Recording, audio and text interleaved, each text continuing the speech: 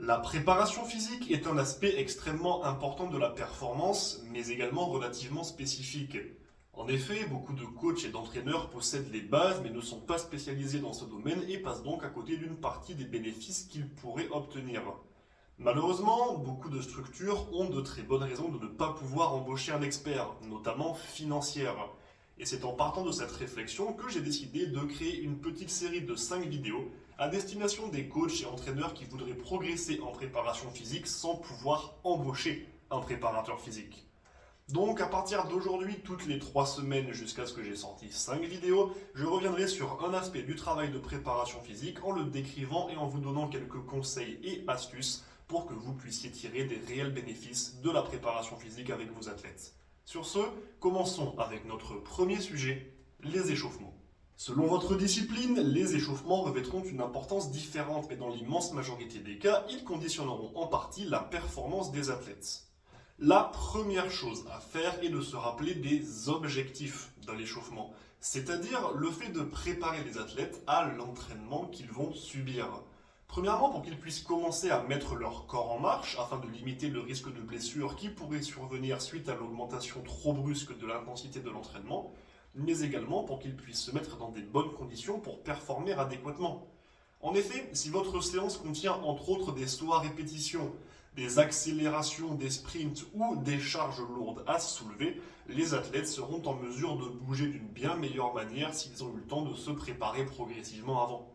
Ensuite, concernant les différentes étapes de l'échauffement, eh bien, il n'existe pas vraiment de liste exhaustive à respecter absolument. Si vous voulez plus d'informations et de détails, je vous renvoie vers une vidéo que j'ai déjà faite sur le sujet, le lien est en description.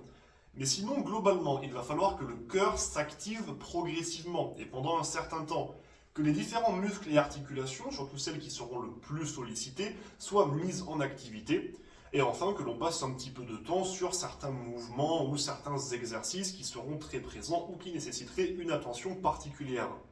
En plus de ça, certains athlètes auront besoin d'un petit peu de temps pour un échauffement individuel selon leur situation, leurs problématiques, etc. Et donc le premier problème qui va se poser dans tout ça, c'est le manque de temps. Il va être compliqué de passer 30 minutes à vous échauffer avant chaque séance. Alors, quelque chose de très important à faire, ce sera de segmenter votre échauffement. Il n'est pas rare que les entraîneurs fassent venir les joueurs 20 à 30 minutes avant le début de l'échauffement pour qu'ils aient le temps d'arriver, de poser leurs affaires, de se changer et de consacrer un petit peu de temps à leur échauffement personnel. Routine de mobilité, activation spécifique, prévention, travail de réhabilitation après une blessure ou autre.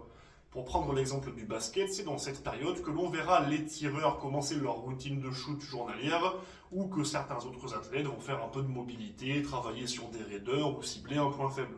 Ensuite, une des solutions au manque de temps, c'est de faire du spécifique. Restons dans l'exemple du basket. Si vous manquez de temps pour préparer vos athlètes avant la séance, alors les faire pratiquer directement mais progressivement peut être un très bon moyen de les échauffer de manière pertinente tout en gagnant un petit peu de temps.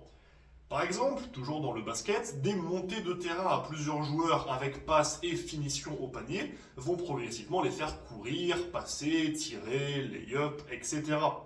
Avec ça, en retirant progressivement des joueurs ou en diminuant le nombre de passes autorisées pour traverser le terrain, vous allez augmenter les vitesses de déplacement et les distances de passe. Et donc, ce sera un très bon échauffement progressif. C'est un exemple, il en existe beaucoup d'autres.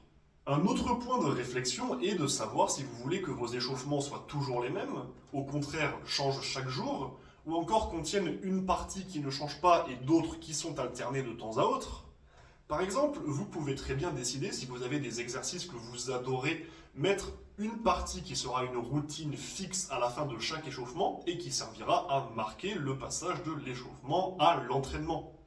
Mais dans la situation où vous voulez changer vos échauffements à presque chaque séance, vous pouvez également penser à l'aspect ludique. Si vous arrivez à présenter les exercices de l'échauffement sous forme d'ateliers, de jeux ou de mini-compétitions, cela peut embarquer vos athlètes et les placer dans des bonnes conditions physiques comme psychologiques pour l'entraînement à venir. Enfin, une fois que vos athlètes sont relativement bien échauffés, il va falloir s'intéresser au contenu de votre séance. Si vous avez des exercices très contraignants, comme par exemple des répétitions de sprint ou des soulevés très lourds, il va falloir adapter votre échauffement en fonction. Par exemple, une montée en gamme progressive ou des accélérations progressives peuvent grandement t'aider dans les situations que j'ai évoquées. De la même manière, il va peut-être falloir se pencher sur un échauffement musculaire spécifique. Dans des sports comme le handball par exemple, l'articulation de l'épaule est très souvent mise à contribution et subit beaucoup de contraintes. Donc une activation spécifique avec par exemple, je ne sais pas, un travail d'activation de la coiffe des rotateurs peut être très intéressant. Je conclurai cette vidéo avec un dernier conseil. Si le temps vous manque, sachez que l'échauffement peut contenir plus que la simple préparation des joueurs à l'entraînement. Répétition des systèmes de jeu, travail technique spécifique, progression sur certaines aptitudes ou autres, lorsque l'échauffement est programmé intelligemment, il peut vous faire gagner du temps sur tout l'entraînement, voire sur toute la saison. Et si vous manquez d'idées, n'hésitez pas à aller regarder sur internet. Il y a des centaines, des milliers d'exercices pour tous les sports et tous les objectifs. Malgré tout, faites attention, tout n'est pas bon à prendre, mais si c'est pertinent, n'hésitez pas à vous en servir. J'espère que cette vidéo vous a été utile. Si vous avez des questions, suggestions ou n'importe quoi d'autre, n'hésitez pas à passer par les commentaires ou contactez-moi directement via mes réseaux sociaux. Les liens sont en description de la vidéo.